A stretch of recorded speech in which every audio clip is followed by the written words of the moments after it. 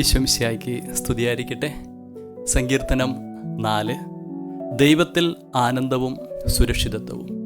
ദൈവത്തിൽ മാത്രമാണ് തൻ്റെ ആനന്ദവും സുരക്ഷിതത്വവും എന്ന് ഈ സങ്കീർത്തനം നമ്മെ ഓർമ്മിപ്പിക്കുകയാണ്. നമ്മുടെ ആനന്ദം ദൈവത്തിൽ മാത്രമാണെങ്കിൽ ആ ആനന്ദം എന്നേക്കും നിലനിൽക്കുന്നതായിരിക്കും. ഈ ലോകത്തിലെ വസ്തുക്കളിലെ വ്യക്തികളിലാണ് നമ്മുടെ ആനന്ദമെങ്കിൽ അതെപ്പോൾ വേണമെങ്കിലും നഷ്ടപ്പെടാം. 4-ാം അധ്യായത്തിൻ്റെ 7-ാമത്തെ വചനം ഇപ്രകാരം പറയുന്നു: ധ്യാനത്തിൻ്റെയും വീഞ്ഞിൻ്റെയും സമൃദ്ധിയിൽ അവർക്കുണ്ടായതിലേറെ ആനന്ദം എൻ്റെ ഹൃദയത്തിൽ അങ്ങ് നിക്ഷേപിച്ചിരിക്കുന്നു. ഈ ലോകത്തിലുള്ള ഏത് വസ്തുക്കൾ നൽകുന്നതിനേക്കാളും വലിയ ഒരു സന്തോഷം എൻ്റെ ഹൃദയത്തിൽ ദൈവം എനിക്ക് തന്നിട്ടുണ്ടെങ്കിൽ, നിക്ഷേപിച്ചിട്ടുണ്ടെങ്കിൽ അതെന്നേക്കും നിലനിൽക്കുന്ന ഒരു ആനന്ദമായിരിക്കും.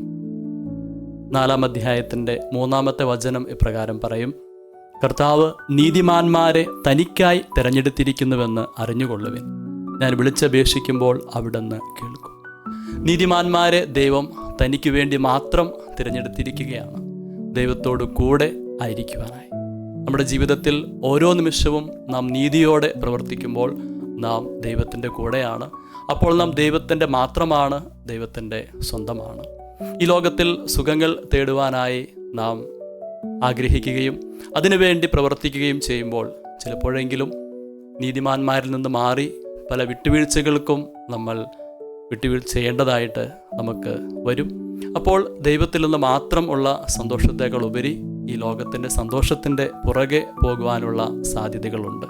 എന്നാൽ ദൈവത്തിൽ മാത്രം നമ്മുടെ ആനന്ദം, ദൈവത്തിൽ മാത്രം നമ്മുടെ സുരക്ഷിതത്വം ആകുവാനായിട്ട് നമുക്ക് പരിശ്രമിക്കാം. 4-ാം അധ്യായത്തിൻ്റെ 8-ാം വചനം ഇപ്രകാരം നമ്മെ ഓർമ്മിപ്പിക്കുന്നു: ഞാൻ പ്രശാന്തമായി കിടന്നുറങ്ങും, എന്തെന്നാൽ കർത്താവെ അങ്ങ് തന്നെയാണ് എനിക്ക് സുരക്ഷിതത്വം നൽകുന്നത്. 3-ാം അധ്യായത്തിലും നമ്മൾ വായിച്ചു. 3-ാം അധ്യായത്തിൻ്റെ 5-ാമത്തെ വചനം: ഞാൻ ശാന്തമായി കിടന്നുറങ്ങുന്നു, ഉണർന്നെഴുന്നേൽക്കുന്നു, എന്തെന്നാൽ ഞാൻ കർത്താവിൻ്റെ കരങ്ങളിലാണ്. അപ്പോൾ ദൈവത്തെ മാത്രം അഭയമായിട്ട് കാണുന്ന വ്യക്തികൾക്ക് ദൈവത്തിൻ്റെ വലിയ സാന്നിധ്യം അനുഭവിക്കാനായിട്ട് സാധിക്കും. ഏത് പ്രതിസന്ധികളുടെ നടുവിലും അവർക്ക് ശാന്തത എന്ന വലിയ ഒരു പുണ്യം അവരുടെ ജീവിതത്തിൽ ഉണ്ടായിരിക്കും. കർത്താവ് മാത്രമാണ് അവരുടെ ആശ്രയം, ദൈവത്തിൽ മാത്രമാണ് അവരുടെ ആനന്ദവും. 4-ാമത്തെ വചനം ഇപ്രകാരം പറയും. 4-ാം അധ്യായത്തിൻ്റെ: കോപിച്ചുകൊള്ളുക എന്നാൽ പാപം ചെയ്യരുത്. ജീവിതത്തിൽ പലപ്പോഴും കോപിക്കാനുള്ള അവസരങ്ങളൊക്കെ നമുക്ക് ഇഷ്ടംപോലെ ഓരോ ദിവസവും ഉണ്ട്. എന്നാൽ കോപിക്കാം, പക്ഷെ അതൊരിക്കലും പാപമാകാതിരിക്കാനായിട്ട് നമ്മൾ ഓർക്കണം.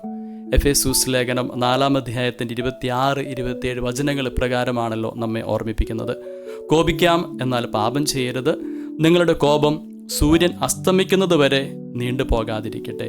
സാത്താന് നിങ്ങൾ അവസരം കൊടുക്കരുത്. ജീവിതത്തിൽ ഒരിക്കലും നാം സാത്താന് അവസരം കൊടുക്കരുത്. നാം ദൈവത്തിൻ്റെ മക്കളാണ്. നാം ദൈവത്തോട് തന്നെയാണ് എപ്പോഴും ചേർന്നിരിക്കേണ്ടത്. അതാണ് ഈ സങ്കീർത്തനം നമ്മെ ഓർമ്മിപ്പിക്കുക. ദൈവത്തിൽ എപ്പോഴും സുരക്ഷിതത്വം, ദൈവത്തിൽ മാത്രം എപ്പോഴും ആനന്ദം.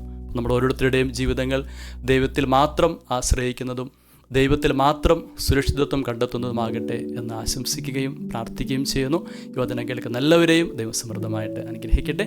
നമ്മുടെ കർത്താവ് ഈശോമിശിഹായുടെ കൃപയും പിതാവായ ദൈവത്തിൻ്റെ സ്നേഹവും പരിശുദ്ധാത്മാവിൻ്റെ സഹവാസവും നമ്മുടെ കൂടെ ഉണ്ടായിരിക്കട്ടെ, ഇപ്പോഴും എപ്പോഴും എന്നേക്കും.